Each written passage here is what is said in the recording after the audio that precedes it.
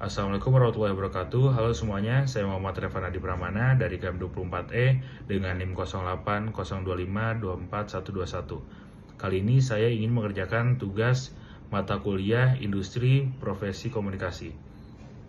Pada kesempatan kali ini saya bersempatan untuk mewawancarai Bapak Andrew Ramadan Shahab selaku manajer Humas Perum Bulog. Oke guys, bisa kita lanjut ke videonya.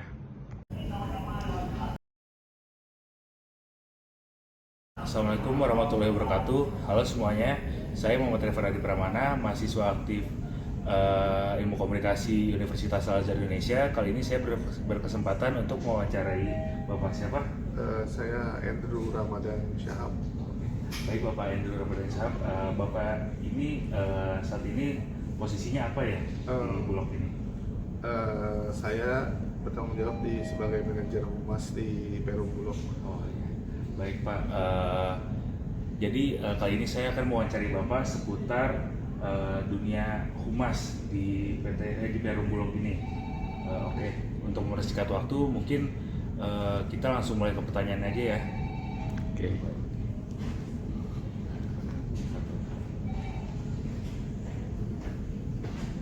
Baik Bapak, apa sih tugas utama Bapak sebagai humas di Perum Bulog ini? Ya pasti tugas humas adalah sebagai jembatan ya antara top manajemen yang pertama secara internal, top manajemen dan manajemen yang pertama. Terus yang kedua yang pastinya untuk menyampaikan sebagai penjembatan juga antara manajemen perusahaan dengan publik eksternal ataupun stakeholder eksternal perusahaan seperti itu. Kita lanjut ke pertanyaan berikutnya. Apa sih yang membuat Bapak tertarik untuk bekerja di humas ini? Pertama karena disiplin ilmu dulu saya kuliah juga di humas. Jadi ibaratnya karena kita sudah dulu belajar lama di humas, pasti akan ada passion lah di sana. Kebetulan di karena kita juga senang bersosialisasi juga sih mas.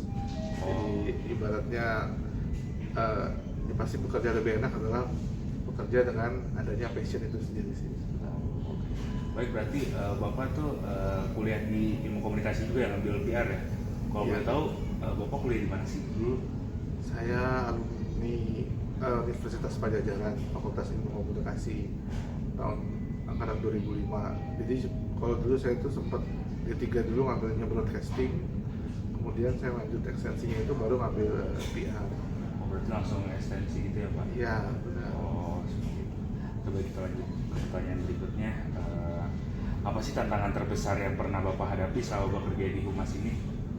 Tantangan terbesar tentu dari pihak eksternal ya mas. Ya. Jadi ibaratnya apalagi perusahaan yang kami naungi ini adalah sifatnya Perum. Jadi kalau Perum itu sifatnya ada skala bisnisnya nggak terlalu besar, tapi yang besarnya adalah skala pelayanan publik. Nah, di sini karena ini pelayanan publik, tentunya kita akan dituntut untuk bisa zero mistake ataupun hal seperti itu. Jadi apabila namanya pendapat masyarakat pasti akan ada positif dan negatifnya seperti apapun. Jadi di sini kita berusaha untuk menyamakan persepsi terkait apa yang dilakukan oleh perusahaan adalah merupakan penugasan dari pemerintah, yang mana penugasan pemerintah itu pasti membawa kebaikan bagi masyarakat. Terus selanjutnya, apakah pekerjaan humas di Bulog ini sering dilakukan secara tim atau individu Pak? Tentunya pasti secara tim, karena di tim humas sendiri terdiri dari beberapa bagian. Yang pertama ada mengurus atau menghandle tentang media, press relation. Terus yang kedua ada internal communication untuk internal perusahaan, dan satu lagi untuk eksternal dan event untuk kegiatan eksternal maupun kegiatan internal itu sendiri. Jadi ibaratnya humas ini satu kesatuan tim yang mengurus kegiatan internal dan eksternal perusahaan. Terus bisa nggak sih Pak diceritain pengalaman yang paling berkesan sama Bapak bekerja di posisi ini manajer gitu Pak di bagian humas? Berkesan ya banyak ya, terutama dengan dinamika kegiatan perusahaan di luar ini. Jadi tentunya banyak hal-hal yang dihadapi lah, berarti sebab entah bagaimana cara menghandle krisis perusahaan seperti apa, entah bagaimana cara kita untuk mengamplifikasi kegiatan ataupun kinerja perusahaan seperti apa. Tentunya akan ada tantangan sendiri dan kesan dan yang cukup mengenal lah kalau secara pribadi saya sih, terutama dalam menghandle krisis ataupun isu-isu yang beredar. Seberapa sering sih Pak Humas Bulog itu berinteraksi dengan media massa atau publik secara langsung? Sebenarnya kalau berinteraksi itu seperti bilang seberapa sering, sebenarnya kita sifatnya terbuka ya Mas. Jadi memang kadang untuk skala kecilnya kadang-kadang kita biasa mengundang teman-teman media untuk melakukan press conference ataupun liputan lapangan. Tetapi tidak menutup kemungkinan juga kadang-kadang mereka melakukan japri minta informasi ataupun minta data ataupun segala macam. Nah itu juga sifatnya kadang-kadang harian ataupun beberapa hari sekali, itu tetap kita layani sifat-sifatnya. Berarti secara terbuka ya kalau? Iya, harus terbuka karena kita kan kerja di pemerintah ya Mas, harus transparan juga. Transparan secara ke publiknya. Terus ini satu lagi nih, keterampilan apa sih yang menurut Bapak tuh paling penting dimiliki mahasiswa Ilkom yang ingin terjun ke dunia humas nih? Kayak mahasiswa yang pengen terjun ke dunia humas lah. Yang pasti pertama harus yang perlu dilatih atau biasa tuh kemampuan untuk melihat background atau membaca situasi. Jadi misalnya background suatu permasalahan atau kejadian itu apa, kita harus bisa mengidentifikasinya seperti apa. Karena setelah kita mengidentifikasi, kedua kita harus kemampuan untuk menyusun strategi untuk menghadapi masalah tersebut. Entah itu masalah, entah itu program atau apa, yang penting harus diidentifikasi dulu, kita susun strategi. Terus yang ketiga adalah kemampuan mengeksekusinya secara baik dan detail, yaitu memastikan apa yang sudah kita strategikan, apa yang sudah kita susun itu berjalan dengan maksimal, berjalan dengan sesuai dengan kemauan kita seperti apa. Dan yang terakhir pastinya sih evaluasi ya, terhadap apa yang sudah dilakukan, evaluasi seperti apa, apakah itu baik, sudah cukup dengan target kita, apakah belum, itu akan menjadi bahan kita ke depan untuk melakukan hal yang lainnya seperti itu. Baik nih, pertanyaan terakhir, apa sih saran Bapak untuk mahasiswa komunikasi yang ingin mendalami bidang humas, yang mendalami gitu? Satu, lebih melek media yang pasti, jadi ibaratnya isu-isu terbaru atau isu-isu yang tentang baik itu skala nasional, skala regional, daerah juga ataupun internasional, kita harus tahu yang pertama. Terus yang kedua, tetap mengikuti perkembangan media ya, karena media itu bergerak begitu cepat sekarang, dari media massa ke digital itu ibaratnya peralihannya benar-benar hitungan tahun itu sudah banyak perubahan. Yang kedua, terus yang ketiga tentunya banyak sosialisasi.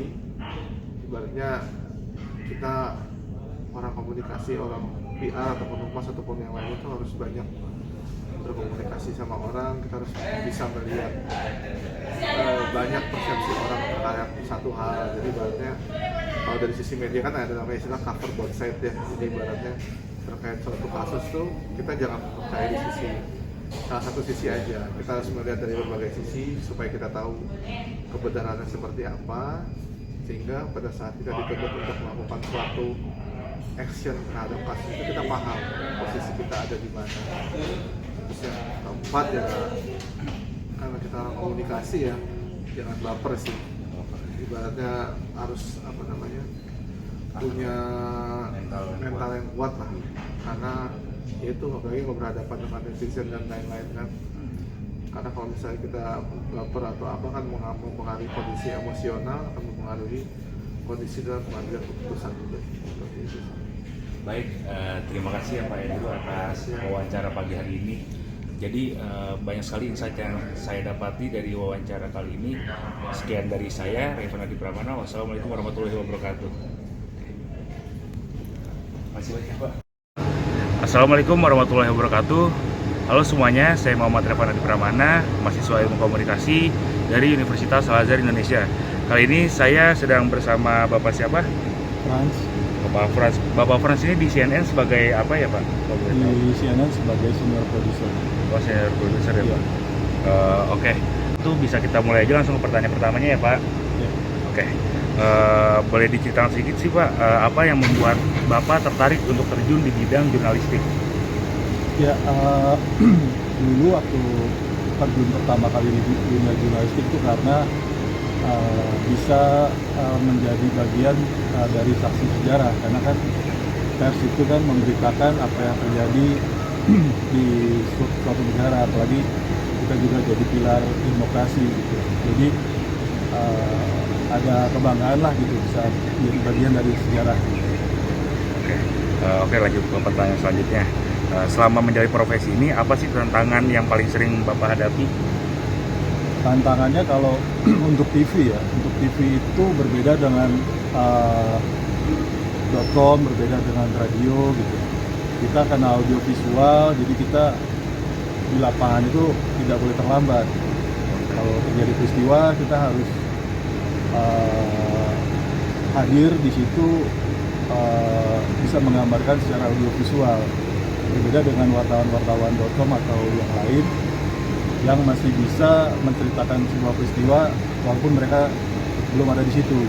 Itu tantangannya. Jadi kita harus cepat hadir ke sebuah lokasi. Kalau untuk peristiwa, lalu kalau untuk membahas sebuah isu, tantangan kita adalah gimana caranya isu itu bisa dimengerti khalayak umum. Karena kan penonton TV itu kan umum gitu. Beda dengan pembaca misalnya artikel yang memang spesifik orang tertentu yang memang berminat. Itu sih tantangannya. Tantangan itu ya Pak ya. Paling utama yang penting on time dan sediakan waktu untuk liputan kayak secara mendadak gitu ya Pak. Iya. Terus kita juga harus menyederhanakan kalimat gitu. Jadi orang yang awam pun bisa ngerti, oh ini toh penjelasannya tentang ini. Oke. Pertanyaan selanjutnya, dalam proses peliputan nih Pak, biasa langkah-langkah apa saja sih yang Bapak lakukan untuk memastikan informasi yang didapat itu valid? Pertama harus riset ya, kita harus punya latar belakang informasi supaya kita tahu, apalagi untuk isu-isu berjalan misalnya, isu penangkapan atau isu apa itu kan isu berjalan biasanya. Kita tahu nih isunya sudah sampai mana gitu, supaya kita tidak mempermalukan diri karena nanti isunya sudah sampai Z, kita masih tahunya baru B gitu ya. Jadi kita harus riset, harus tahu, harus baca juga kompetitor kita, mereka sudah sampai mana informasinya gitu. Jadi harus rajin menambah wawasan lah kalau untuk jadi jurnalistik. Oke, selanjutnya nih Pak, kalau dibandingkan dengan dulu, apa sih yang paling berubah dari dunia jurnalistik yang sekarang ini? Yang berubah, kalau dulu kan kompetitor kita sesama media. Iya. Jadi kita tahulah cara mengukur kompetitor. Kalau sekarang kompetitor kita masyarakat umum, karena semua orang bisa bikin kanal sendiri, bisa live di Facebook, bisa live di IG, bisa live di TikTok, sehingga sulit gitu buat kita bersaing karena dan mereka tidak ada kode etik, karena kita dibatasi kode etik, kita harus cover both side, kita harus lengkap informasinya gitu, tidak opini. Sementara yang di sosial media itu bebas gitu. Dan masalahnya masyarakat justru lebih suka yang seperti itu. Jadi viral langsung dianggap itu informasi yang benar, padahal kalau di media kita harus cross check dulu. Ini benar gak informasi yang disebar? Tantangannya juga di situ sih. Tantangannya justru sekarang sama orang-orang yang ya bahasa amatir lah ya Pak, yang tidak mengerti kode etik, maksudnya kayak bisa ngupload belum tentu informasinya valid tapi udah disebar luaskan aja gitu ya Pak. Ya, pertama kita harus berpacu dengan mereka yang main medsos, tapi kita dibatasi dengan kode etik gitu. Sementara yang di medsos kan nggak ada kode etiknya gitu. Termasuk dari gaya bahasa, tutur kata, kita kan nggak boleh pakai bahasa yang kasar gitu. Sementara kalau di medsos kan bebas gitu, nggak ada larangan, nggak ada pakem. Oke, selanjutnya, pernah nggak sih Bapak berada dalam posisi yang serba salah saat meliputi isu sensitif? Terus gimana sih cara menyikapinya Pak? Isu sensitif itu bisa macam-macam, bisa ada karena campur tangan pemerintah, bisa karena ada campur tangan pemasang iklan, karena isunya ini tolonglah saya pasang iklan tapi tidak boleh dibahas yang ini. Untuk untuk bisa mengatasinya tentunya kita balik lagi ke dasar kita kan jurnalistik itu independen, biasanya pemilik modal pun tidak campur tangan terlalu dalam di situ gitu. Karena kita punya landasan, punya dasar gitu. Dan kalau dari sesuatu kita ada dewan pers yang bisa nanti mengkaji gitu, benar gak ini dari sisi kajiannya si produk jurnalistik ini gitu. Terus gimana sih Pak caranya menjaga objektivitas saat meliputi topik yang mungkin bertentangan dengan opini Bapak pribadi? Itu biasanya dirasakan kayak misalnya pas pilpres, kan preferensi pilihan kita sama yang akan kita beritakan kan nggak selalu sama gitu. Yeah. Misalnya kita nggak suka tokoh tertentu, tapi produk kita kan bukan produk pribadi gitu, kan produk kita kan produk publik gitu yang harus kita pertanggungjawabkan. Jadi nggak bisa karena kita misalnya kurang suka misalnya dengan tokoh tertentu terus kita giring opini, nggak bisa gitu. Kita kan melayaninya publik gitu, bukan melayani kepentingan kita sendiri gitu. Jadi itu harus kita kesampingkan sih, sesuai kode etik aja, karena kita ada kode etik, ada batasan gitu. Oke, selanjutnya nih Pak, menurut Bapak nih, apa skill yang paling penting banget nih dimiliki oleh jurnalistik zaman sekarang? Terutama untuk kayak mahasiswa-mahasiswa kayak kita yang Gen Z. Sekarang itu kan ada namanya homeless media, jadi media itu tidak lagi media mainstream, tapi ada yang tidak berbentuk, yang bisa menjadi banyak bentuk gitu. Sehingga itu menjadi dua sisi mata uang juga, dua sisi belati juga. Bisa membuka peluang tapi juga bisa menjadi ancaman. Makanya jurnalis zaman sekarang itu dituntut multi skill. Dia mengerti pengambilan gambar, proses editing gitu. Dia mengerti itu. Kalau di media mainstream masa lalu kan kameramen aja gitu, reporter aja. Kalau sekarang tuntutannya udah lebih banyak gitu. Dia harus multi skill gitu. Kalau untuk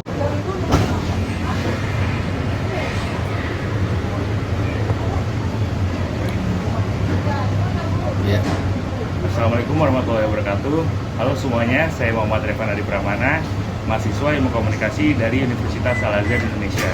Kali ini saya ingin melakukan wawancara kepada Bapak siapa? Maradona. Baik, Bapak Maradona, kali ini saya mau melakukan wawancara terhadap Bapak mengenai pekerjaan Bapak yang di bidang advertising. Ya, Oke, untuk mempersingkat waktu bisa saya mulai langsung ke pertanyaan pertama ya Pak? bisa. Oke. Bapak boleh diceritain nggak sih sedikit gimana awalnya Bapak bisa tertarik masuk ke dunia advertising? Yang menarik adalah mungkin karena background pendidikan saya juga ada komunikasi ya, karena komunikasi. Nah, advertising itu kan mengkomunikasikan sesuatu kepada halayak supaya mereka tertarik, minat dan jadi misalnya barang dibeli. Jadi itu mungkin background pendidikan juga mempengaruhi. Sama sebelumnya saya memang di dunia entertain juga, jadi dekat sebenarnya platform ibaratnya kalau dalam dunia editing itu dalam satu layar gitu, cuman layernya agak berbeda di televisi sama di dunia advertising. Sama-sama juga ada outputnya audio dan video sih. Jadi itu kedekatan pengalaman itu yang bisa saya dapetin dalam advertising. Jadi ada pengalaman di bidang multimedia dan segala macamnya, dunia audio video gitu. Baik Pak, yang berikutnya nih, apa yang biasanya jadi fokus utama nih saat membuat konsep iklan? Lebih ke pesan visual atau insight target dari audiensnya?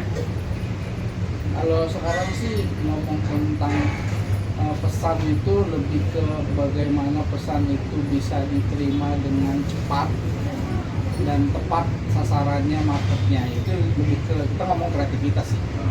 Jadi dibutuhkan dalam dunia advertising itu memang utamanya adalah kreativitas. Ya. Ya. Jadi landasan utamanya. Landasan utamanya, betul. Pintar-pintar, ya misalnya kayak ini mau buat audiensnya nih siapa nih targetnya nih?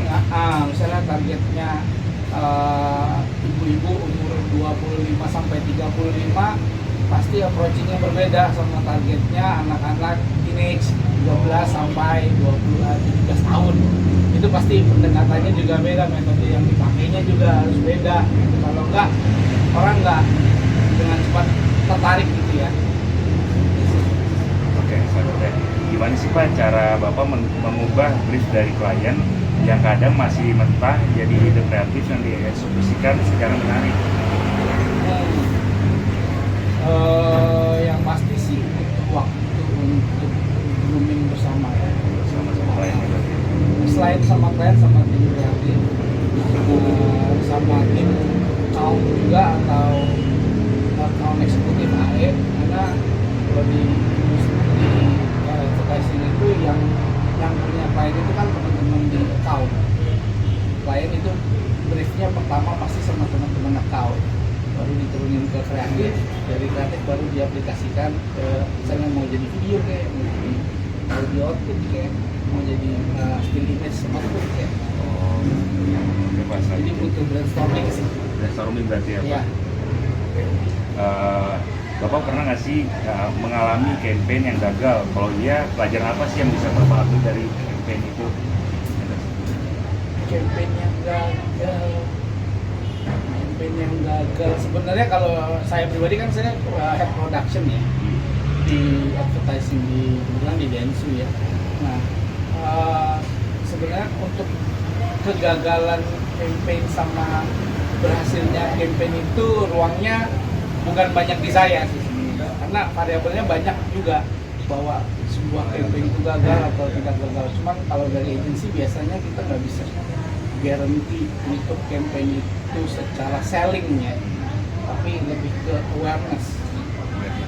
Awareness artinya orang sadar ada produk roti ini atau susu ini gitu, sehingga orang begitu mereka track mungkin ada keinginan penasaran nih pengen lihat, nanti variabelnya lain lagi. Ketika dia datang ke toko atau lihat di display, dia banyak lagi variabelnya, minimal harga gitu. Jadi ya kalau campaign yang gagal rasa-rasanya pasti ada lah, cuman spesifiknya saya nggak mengetahui apakah itu gagal atau nggak gagal, karena walaupun itu sebuah campaign itu gagal di satu campaign, mungkin dia bercampaign lagi untuk boost campaign sebelumnya.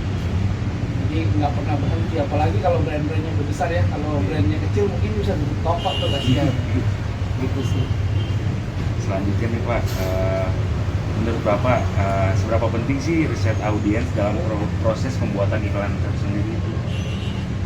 Riset audiens itu penting sih, bahkan untuk si brand pun sebelum dia rilis, misalnya brand baru, misalnya minyak gosok A gitu ya, minyak gosok aja pasti ada FGD dulu. FGD itu jadi dia kayak forum group discussion ya, jadi dia bikin untuk terus dia tes brand juga ke daerah-daerah, kemana-mana target audiensnya, target marketnya di tes juga. Itu sangat penting sih, sangat penting ya, buat landasan habis itu emang kesini nggak nih arahnya, kita launching sekarang atau nanti aja tunda gitu, kayak gitu sih. Jadi riset itu penting dilakukan, karena itu jadi landasan buat brand itu bisa berjalan secara campaignnya benar apa enggak. Oke. Selanjutnya nih Pak, bagaimana Anda melihat perbedaan nih iklan di media tradisional kayak TV, radio cetak dengan media digital sekarang ini? Sebenarnya itu kalau dibilang perbedaannya hanya di platformnya aja sih. Rata-rata kalau dari sebuah kreativitasnya, dari eksekusinya sama. Ya, penyebarannya aja yang beda, dan mungkin ya bisa di cross check lagi mungkin ya, kalau secara di media konvensional itu harganya relatif lebih mahal untuk spot, jadi levelnya lebih tinggi lah. Kalau di media-media digital relatif lebih murah, tapi dia bisa ngebusnya dengan jumlah yang banyak. Misalnya dia di TV dia bisa cuma nyebarin dua spot Tapi di media-media digital dia bisa nyumbang sampai 200 bisa kayak gitu. Sekarang lebih efisien untuk media-media sosial gitu ya, media digital gitu ya Pak. Efisien itu bisa dikatakan gitu, bisa efisien. Tapi efektif belum tentu. Tentu tapi ya. Ya. Efisien iya, secara cost. Kosnya berarti Ya, efisien, tapi kalau- efektif belum tentu. Nah, bisa jadi media konvensional malah lebih efektif untuk di beberapa daerah. untuk oh iya benar kalau daerah-daerah Iya. itu kan mungkin Iya, ya belum inilah kayak tadi teknologinya belum ada juga. betul. Jaringan susah. Yang kita iya. Iya. Itu sih. Oke, selanjutnya nih. Berarti nih seberapa besar sih peran media sosial dalam strategi advertising saat ini? Seberapa besar sangat membantu untuk advertising hidup. Jadi dia bisa cuma nyebarin dua spot, tapi di media-media digital dia bisa nyebarin sampai 200 bisa kayak gitu. Sekarang lebih efisien untuk media-media sosial gitu ya, media digital gitu ya Pak. Efisien itu bisa dikatakan gitu, bisa efisien. Tapi efektif belum tentu. Tentu tapi ya. Iya. Efisien iya, secara cost. Kosnya berarti Ya, efisien, tapi kalau- efektif belum tentu. Nah, bisa jadi media konvensional malah lebih efektif untuk di beberapa daerah. untuk oh iya benar kalau daerah-daerah Iya. itu kan mungkin Iya, ya belum inilah kayak tadi teknologinya belum ada juga. betul. Jaringan susah. Yang kita iya. Itu sih. Oke, selanjutnya nih. Berarti nih seberapa besar sih peran media sosial dalam strategi advertising saat ini? Seberapa besar sangat membantu untuk advertising hidup. Ya, artinya advertising sekarang banyak Oh, yang iya. hidup bergantung dari media sosial. Karena itu platform yang bisa sebenarnya dibandingkan kita main di konvensional, kita balik lagi tadi seperti ya, kita balik lagi kita ngomong seperti omongan tadi, dia bisa lebih efektif untuk mengeluarkan kayak audio video campaign-nya di situ dengan budget yang terukur, dengan jumlah yang jauh lebih banyak, dengan rentang waktu yang lebih lama. Oh iya. Betul. Oke. Menurut Bapak nih apa sih ciri khas iklan yang bisa dibilang berhasil? Tadi kita udah ngomong gagal itu ya sebenarnya ya banyak variabelnya lah. Iya, Kalau iya. berhasil tuh gimana Pak? Kalau sekarang ngomong iklan yang berhasil itu viral sih. Viral ya, meledak berarti ya. Jadi gua mikir kalau kemarin kita lihat mungkin ya banyak ya kayak iklannya senior kita tuh Dimas Jai. Dimas Jai kalau bikin iklan selalu nyeleneh yang rokok lah, yang matahari lah, yang ibu kasidah. Nah itu kan lu aja Iya tahu. gitu ya kan. Terus kayak kemarin terakhir yang kita Pokari lah itu tentang haji yang tentang setan bocor itulah yang keluar ya itu yang viral sih. Sama ini juga pengaruhnya di dalamnya ada siapa sebagai Daunnya, cast oh, talent. castnya. Karena bisa jadi sebuah ceritanya itu unik tapi tidak didukung oleh castnya biasa-biasa aja, hasil casting itu akan nggak orang lebih memorable. Tapi kalau castnya sesuatu orang yang sudah banyak masanya gitu ya, mungkin itu nggak dapat lebih membuat iklan itu jadi viral. Selanjutnya nih Pak, kalau masuk soal komunikasi nih kayak aku mau masuk ke dunia advertising, skill apa aja sih yang wajib mereka miliki? Skill apa aja sebenarnya kalau di lebih ke kalau sekarang mesti multitasking sih, jadi lebih bisa apa aja, lu bisa apa aja gitu. Makin banyak yang bisa kejual gitu, aku bisa. Betul, itu jadi lebih bisa jadi selling point untuk masuk, bahkan mungkin nggak hanya di dunia advertising lah ya, di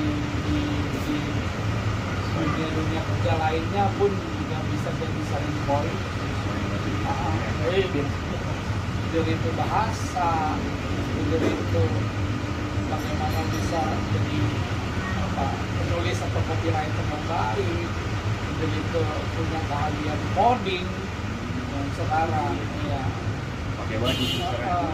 gagap AI mungkin sekarang ChatGPT itu dan teman-temannya main Journey ya kan segala macam. Jadi sebaiknya sih persiapkannya bisa segalanya sih sebenarnya ya, karena itu juga jadi selling point, jadi bargain position juga gitu, nggak mau dihargainya rendah juga kan.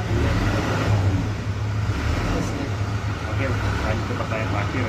Apa sih harapan Bapak terhadap perkembangan industri advertising di Indonesia ke depannya?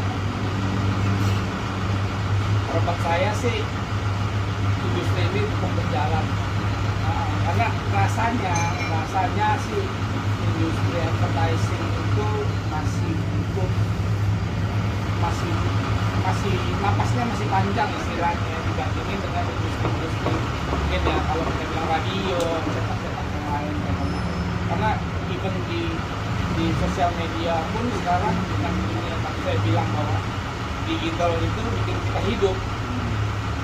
Karena apa? Karena banyak media penyebaran tempat-tempat untuk menyebarkan iklan yang lainnya yang udah tutup gitu loh, udah hilang bahkan. Cetak contohnya ya. Mau cetak apa sekarang, gimana cetak pun sekarang dimodifikasi di dalam billboard yang dibuka. Jadi tetap OOH namanya ya, out of home itu. Terus ada billboard yang gede-gede di jalan yang kayak di pusat-pusat kota di Indonesia gitu kan. Bahkan udah perspektif 3D yang kayak buahnya bisa jatuh ke jalan kayak gitu tuh. Nah, jadi harapan saya sih tetap berjalan nih industri ini karena ternyata banyak orang yang atau masyarakat yang apa ya nafkahnya dari sini. Harapannya gitu dan bisa jauh lebih berkembang lah, kita nggak ngalah lah sama advertising di dunia. Karena kalau ngomong tentang pemasaran, tentang advertising kan pemasaran ya. Pemasaran. Market di Indonesia itu besar. Karena apa? Industri bertumbuh. Berapa banyak brand dari luar yang ada di sini, berapa banyak brand lokal yang ada di sini. Dibandingkan Singapura nggak ada apa-apa, Pak. Singapura industri apa di Singapura? Ada industri apa di Singapura? Iya, ada pabrik mobil Suzuki. Ada pabrik mobil Suzuki di Singapura. Jadi market itu tuh besar. Jadi sayang kalau dunia pemasarannya itu nggak berjalan sebagaimana mestinya. Dan harapannya ya pemerintah mendukung itu dengan segala macam kebijakannya lah, supaya dunia pemasaran di Indonesia atau agensi, advertising agency, creative agency, media agency semuanya bisa lebih baik. Terima kasih Pak udah meluangkan waktunya untuk sesi wawancara pagi hari ini. Oke, banyak sekali insight-insight yang saya dapatkan nih Pak, makasih banyak nih. Oke, sekian dari saya. Wassalamualaikum warahmatullahi wabarakatuh.